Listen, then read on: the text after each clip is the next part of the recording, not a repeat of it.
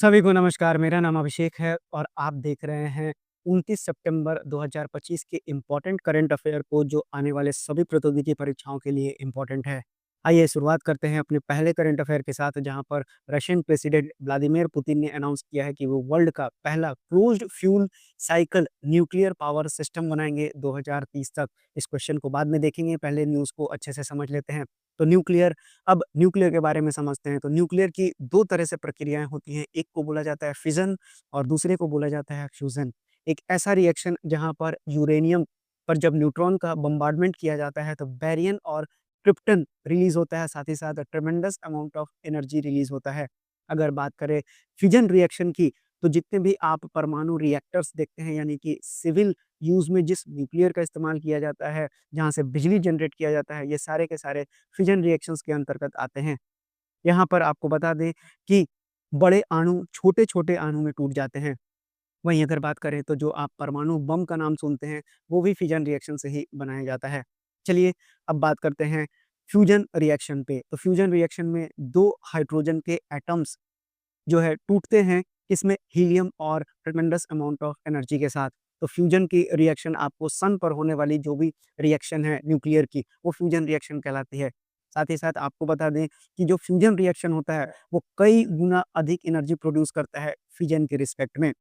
वहीं अगर बता दें तो आर्टिफिशियल सन का निर्माण भी चल रहा है जिसे हम टोकामैक बोलते हैं, लेकिन ये अभी पूरी तरह से सक्सेसफुल नहीं है। अलग-अलग देश के लोग अलग-अलग इस पर काम कर रहे हैं। ऐसा होता इसलिए है क्योंकि इसमें जो रिएक्शन होता है उसको कंट्रोल करना बहुत मुश्किल होता है। तो आपको बता दें कि जो हाइड्रोजन बम का निर्माण किया जाता है वो फ्यूज़न की प्रक्रिया से ही की जाती है, जो काफ़ी ज़्यादा खतरनाक होता है। अब बता दें यहाँ पर कि ये छोटे-छोटे न्यूक्लियाई होते हैं, वो एक बड़े न्यूक्लियाई का निर्माण करते हैं फ्यूज़न रिएक्शन में। अब आइए जानते हैं कुछ फैक्ट्स के बारे में। देखिए अगर आप 1 ग्राम यूरेनियम 235 लेते हैं, तो ये इतना एनर्जी प्रोड्यूस करता है जितना कि आप 4500 केजी एक हाई ग्रेड कोयला से एनर्जी लेते हैं। तो सोच लीजिए कि एनर्जी कितने ट्रेमेंडस अमाउंट में निकलता होगा इन रिएक्शंस के बाद। अब आइए समझने का जो टॉपिक है यहाँ पर आपको समझाना पड़ेगा कि ओपन फ्यूल साइकिल और क्लोज्ड फ्यूल साइकिल क्या होता है। देखिए जब भी न्यूक्लियर का फ्यूल साइकिल होता है जिसको कि हम न्यूक्लियर फ्यूल चेन कहते हैं, इसमें सीरीज ऑफ स्टेज होता है जहाँ पर कि न्यूक्लियर फ्यूल बहुत सारे प्रक्रियाओं के दौरान गुजरता है जिसमें प्रोडक्शन, यूज़ और रिसाइकल और डिस्पोजल तक की प्रक्रियाएँ हैं। आपको बता दें कि अगर डिस्पोज़ करने से पहले ध्यान से सुन लीजिएगा इस पॉइंट को, यही पॉइंट आपको याद रखना है कि अगर जो न्यूक्लियर फ्यूल है, अगर हम उसको प्रोसेस नहीं करते हैं, दोबारा प्रोसेस नहीं करते हैं, तो ऐसा जो फ्यूल साइकिल होता है, उसे हम ओपन फ्यूल साइकिल बोलते हैं।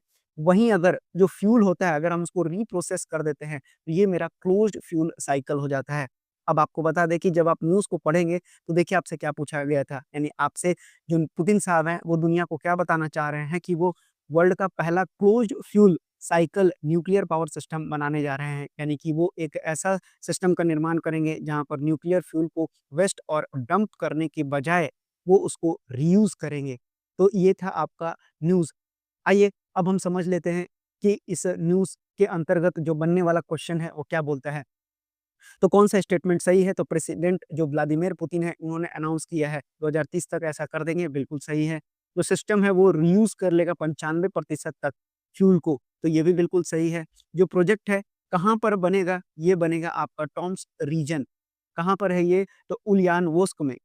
और ये किसके कोलैबोरेशन से किया जा रहा है? तो इंटरनेशनल साइंटिफिक कोलैबोरेशन के साथ ये काम किया जा रहा है। वहीं यहाँ पर आईएईए के प्रेसिडेंट भी थे, यानी जो इंटरनेशनल एटॉमिक एनर्जी है, जिसकी अगर हम बात करें तो इसका फॉर्मेशन 29 जुलाई 1957 को हुआ था।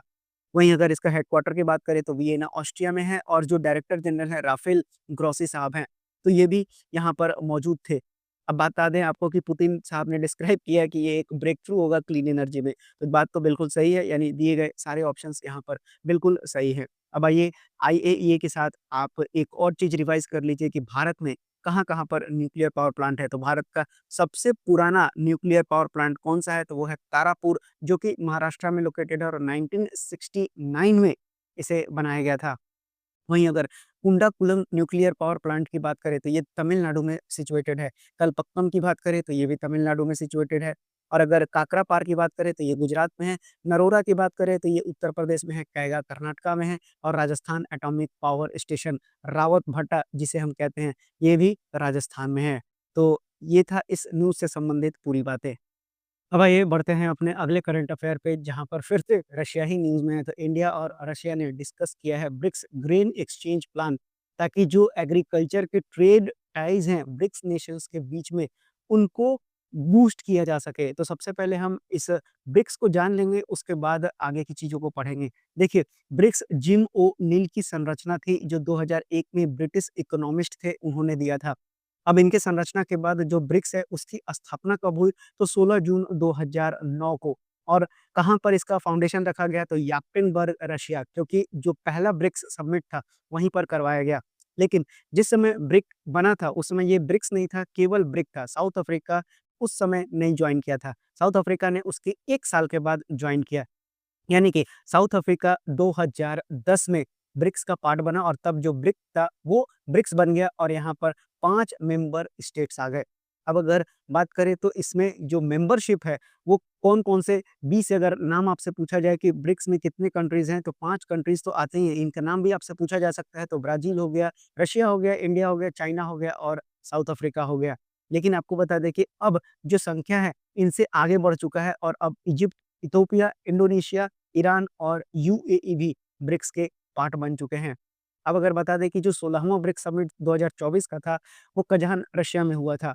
वहीं अगर 17वें की बात करें तो ये रियो डी जेनेरियो में हुआ था, जिसका थीम आपको याद रखना पड़ेगा क्योंकि ये एग्ज़ाम के लिए इम्पोर्टेंट है। तो strengthening global south cooperation for more inclusive and sustainable governance है।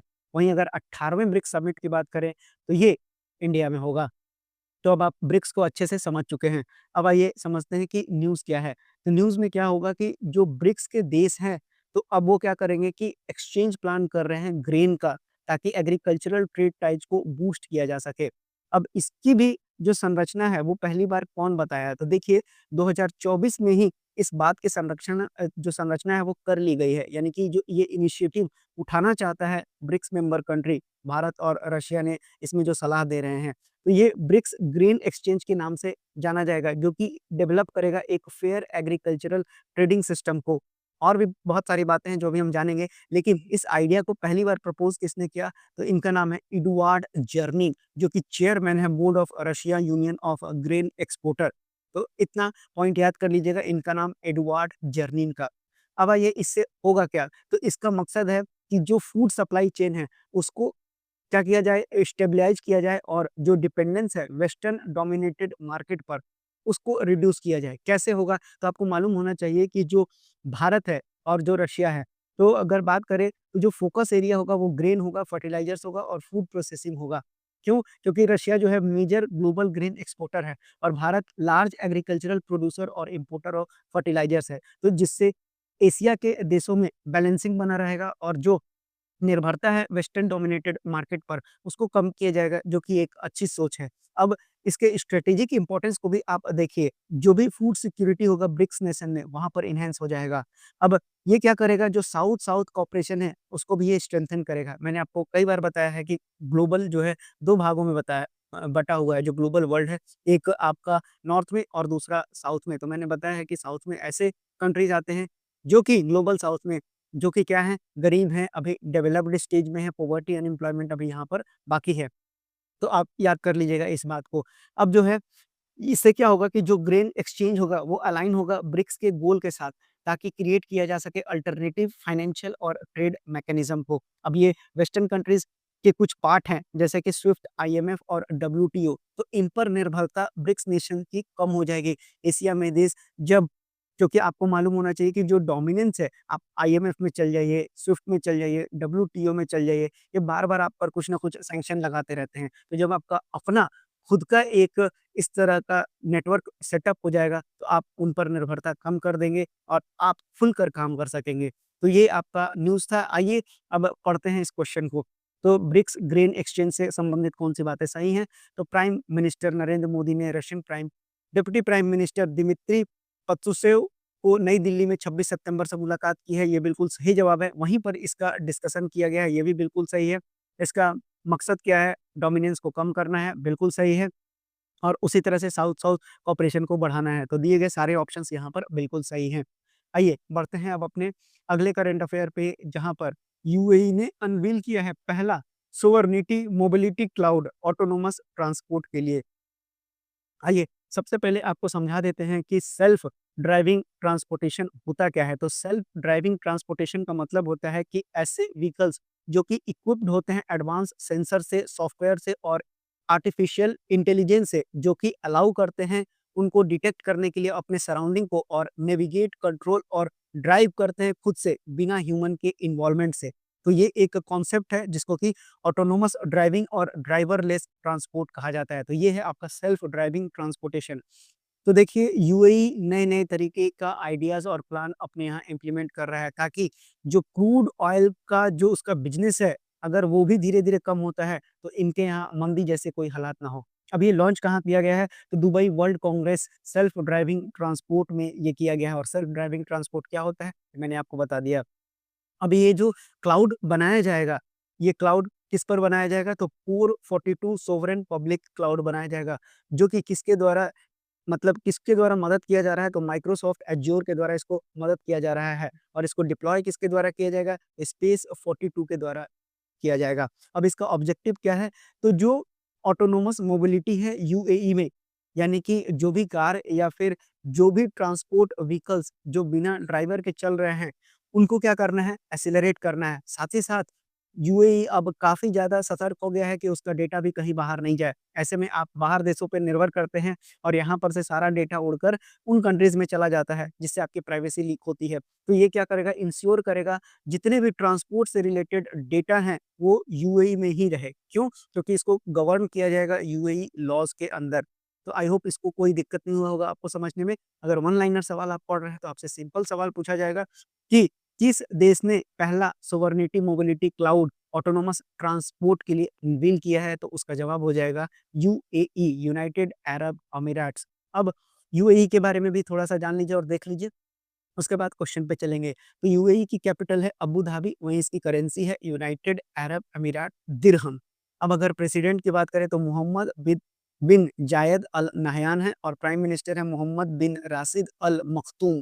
इनका नाम याद कर लीजिएगा। अब आपको 3 चीज़ याद करना है कि जब आप पर्शियन गल्फ को गल्फ ऑफ ओमान से जोड़ते हैं, तो यहाँ एक स्ट्रेट होता है जिसको कि स्ट्रेट ऑफ हॉर्मुज़ कहा जाता है। यानी पहला नंबर ये याद करना है। दूसरे नंबर पर अगर आप गल्फ ऑफ अडेन और रेड सी को जोड़ते हैं, तो यहाँ पर जो स्ट्रेट बनता है इसको बोला जाता है बाब एल मंडेब। और मेडिटेरेनियन सी को जब आप रेड सी से जोड़ते हैं, तो यहाँ पर एक कैनाल बैठा हुआ है जिसको कि बोला जाता है स्वेज कैनाल। अब आइए क्वेश्चन को पढ़ते हैं कि यूएई सोवरेन मोबिलिटी क्लाउड से संबंधित कौन-सी बातें सही हैं? तो ये बिल्ड किस पर होगा? तो कोर 42 सोवरेन पब्लिक क्लाउड पर, जो कि माइक्रोसॉफ्ट एज़्योर के द्वारा सपोर्टेड होगा और डिप्लॉय किया जाएगा स्पेस 42 के द्वारा। ये बिल्कुल सही है। ये इंश्योर करेगा कि जितना भी ट्रांसपोर्ट से रिलेटेड डेटा है, वो यूएई में ही हो, क्योंकि इसको गवर्न भी किया जाएगा यूएई के नेशनल लॉ के तहत। अब जो है तीसरा क्या बोलता है कि जो इनिशिएटिव है वो स्ट्रेंथन करेगा यूएई की पोजीशन को as a global leader intelligence mobility infrastructure में। ये भी बिल्कुल सही है। यानी पर यहाँ पर एक और ऑप्शन जो है गायब हो चुका है, यानी कि ऑल ऑफ द अबव। इस सवाल का बिल्कुल ऑल ऑफ द अबव, इस सवाल का बिल्कुल ये सही उत्तर हो जाएगा।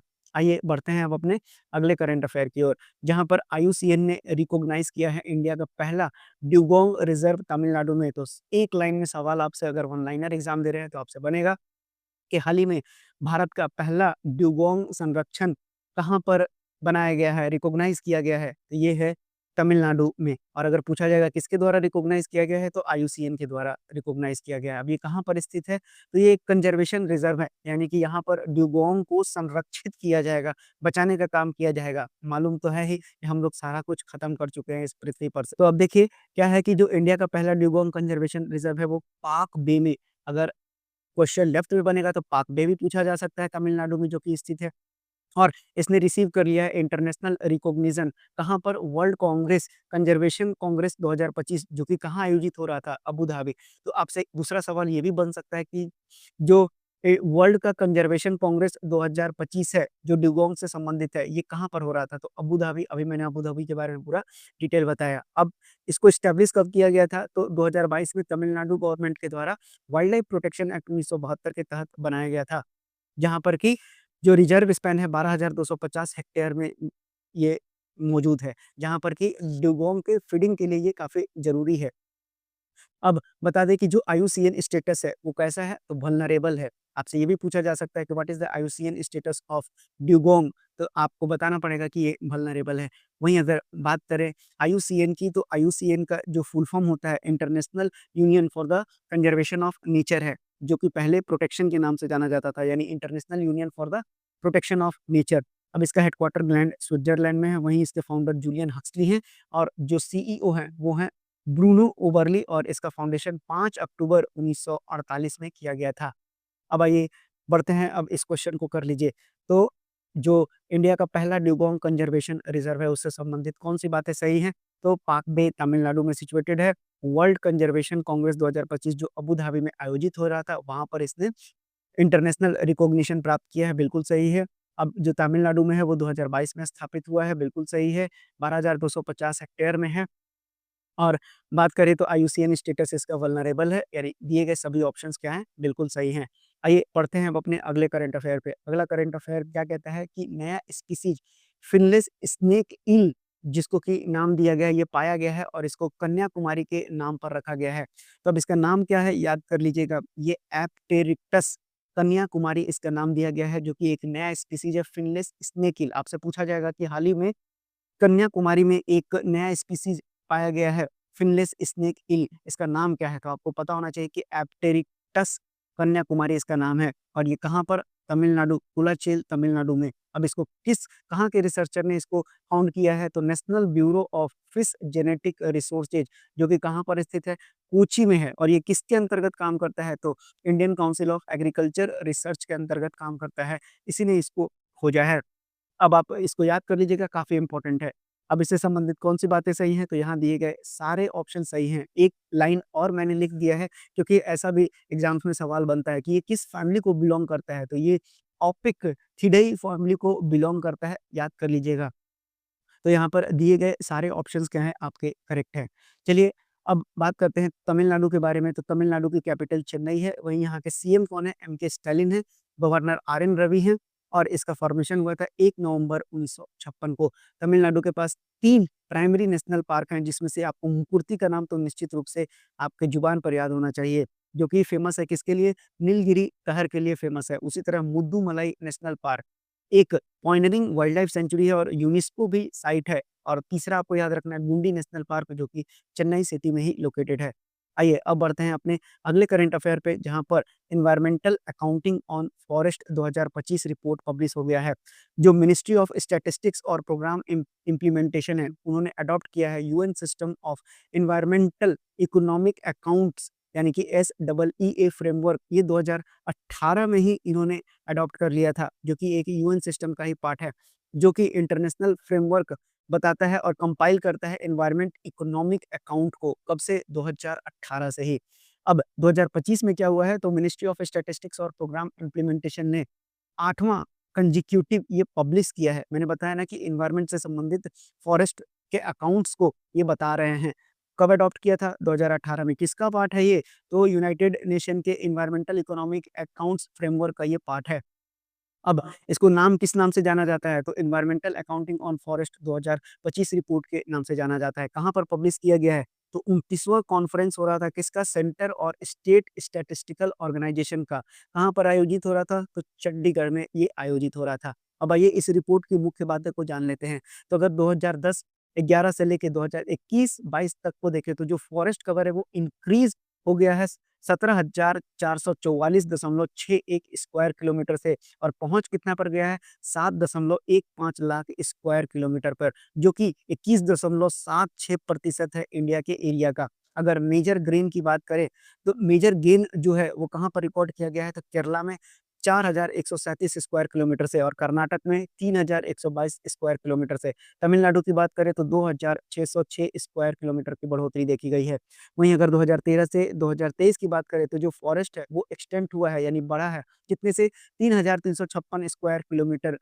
क्यों बढ़ा है? तो रिक्लासिफिकेशन और बाउंड्री एडजस्टमेंट के वजह से बढ़ा है। अब जो हाईएस्ट राइज है रिकॉर्डेड फॉरेस्ट एरिया में, वो कहाँ पर है? तो वो उत्तराखंड में है और कितना प्रतिशत का बढ़ोतरी देखा गया है? 6.3% का। उड़ीसा में 1.97 और झारखंड में 1.9% का।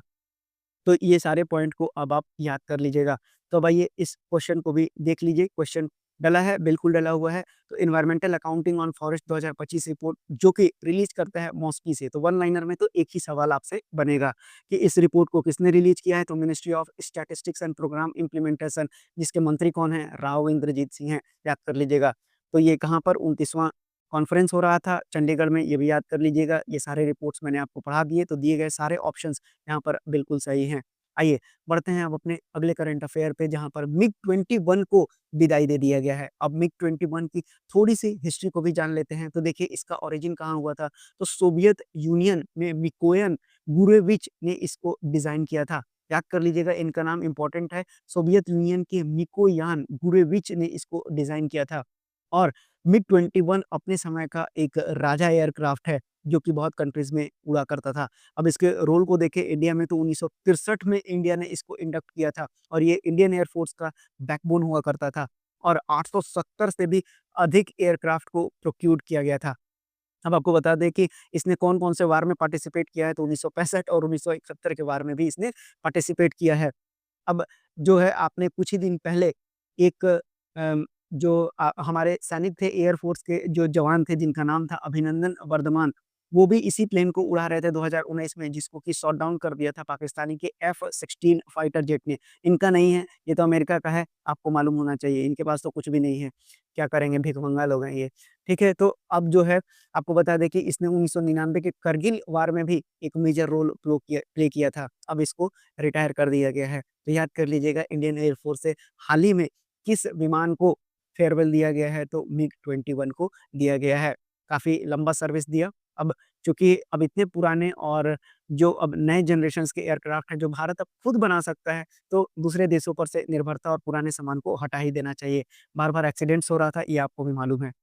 अब बढ़ते हैं अपने अगले न्यूज़ पर, जहाँ पर प्रेसिडेंट ऑफ इंडिया ने कन्फर किया है नेशनल जियो साइंस अवार्ड 2024 का।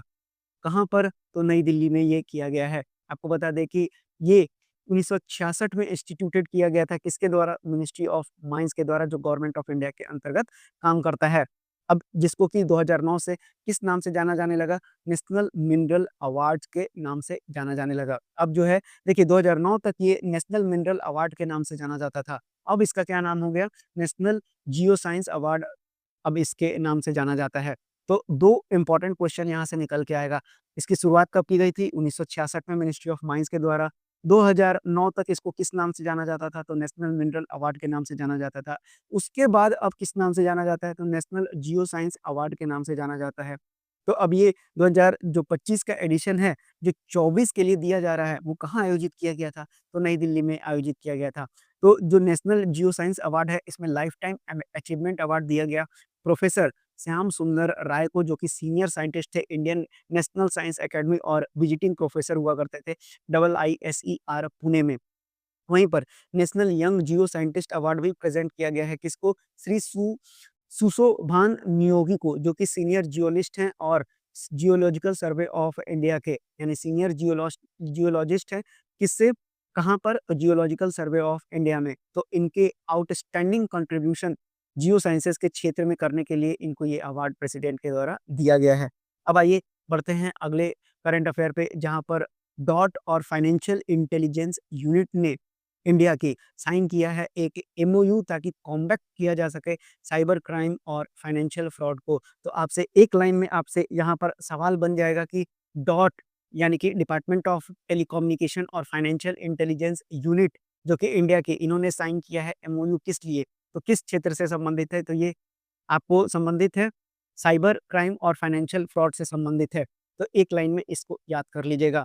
अब बढ़ते हैं अपने अगले करंट अफेयर पे, जहाँ पर आप देखेंगे कि इंडिया ने पहली बार इंटरनेशनल फुटसल में कोई जीत हासिल किया है, जहाँ पर इन्होंने मंगोलिया को हरा दिया है। अब फुटसल क्या होता है? तो जो भी फुटबॉल आप देखते हैं, वो जो आउटडोर गेम है, वही गेम को कुछ नियम के साथ बदलाव कर दिए जाते हैं, प्लेयर्स को कम कर दिए जाते हैं। तो आप देखेंगे कि जो फुटसल होता है, अब फुटसल में कितने प्लेयर होते हैं? तो एक तरफ से 5 खिलाड़ी खेलते हैं और इसको इंडोर खेला जाता है। और ऐसा क्यों किया गया था कि अगर बारिश वगैरह आ जाता है तो खेल डिसरप्ट हो जाता है। तो उसको देखते हुए इसको इंडोर बना दिया गया। तो फुटसल कैसा है? इंडोर गेम है, ये भी बात याद कर लीजिएगा। अब इसको 1930 में उरुग्वे में और ब्राज़ील में क्रिएट किया गया था, जो मैंने आपको बता दिया। क्यों? क्योंकि रेन वगैरह से जो है बचाने के लिए, कि अगर रेन हो रहा है तो कोई डिसरप्शन ना हो। तो यहीं पर भारत जीता नहीं है, यही बात याद कर लीजिएगा।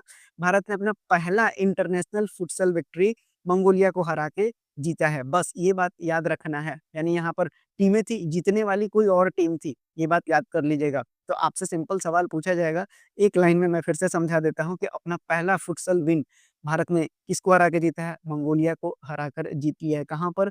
तो एएफसी एशियन कप 2026 में। तो बस एक लाइन में इसको याद कर लीजिएगा। अब जो है क्योंकि ये ऑलरेडी एलिमिनेट हो चुके थे।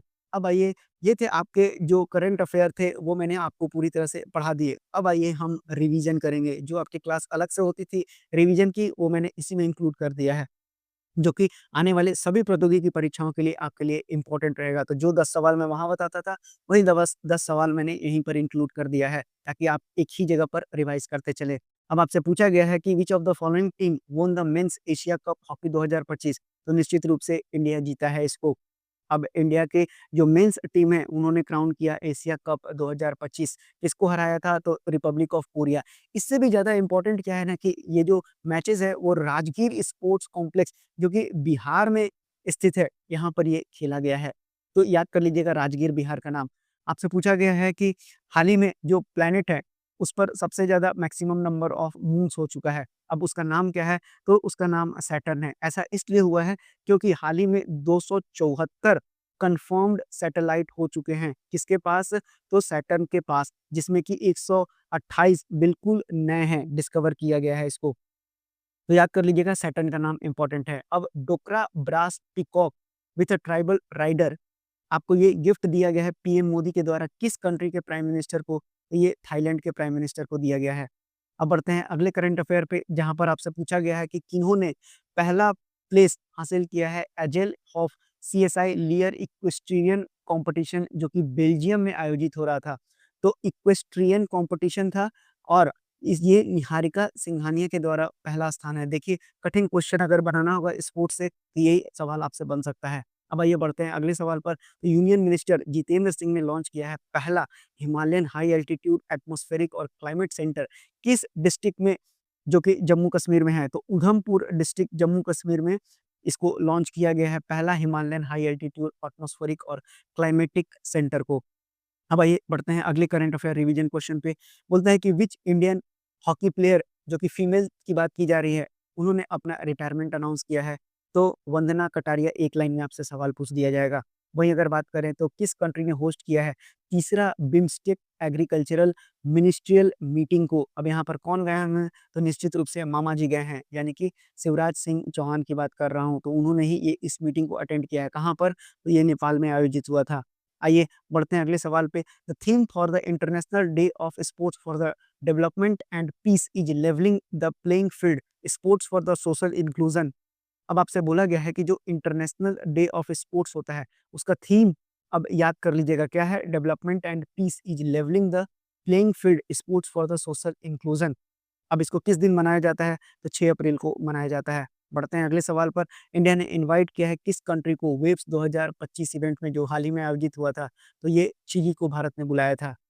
अब आइए बढ़ते हैं अगले क्वेश्चन पे, जहाँ पर 62वां नेशनल मैरीटाइम डे को सेलिब्रेट किया गया है, जिसका थीम क्या था? समृद्धि सागर, विकसित भारत एवं नील अर्थ और हरित विकास के लिए युवा। तो इम्पोर्टेंट है, याद कर लीजिएगा, हरित विकास के लिए युवा भी आप याद रख सकते हैं। 62वां नेशनल मैरीटाइम डे। अब ये किस दिन मनाया जाता है? तो ये 5 अप्रैल को मनाया जाता है।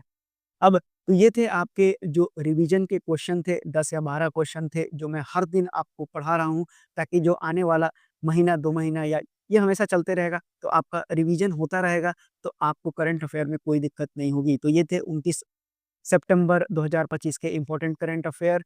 कोई भी राय हो, कोई भी सजेशन हो या फिर कोई भी डाउट हो, कमेंट बॉक्स में लिखना मत भूलिएगा। मिलते हैं कल, तब तक के लिए धन्यवाद।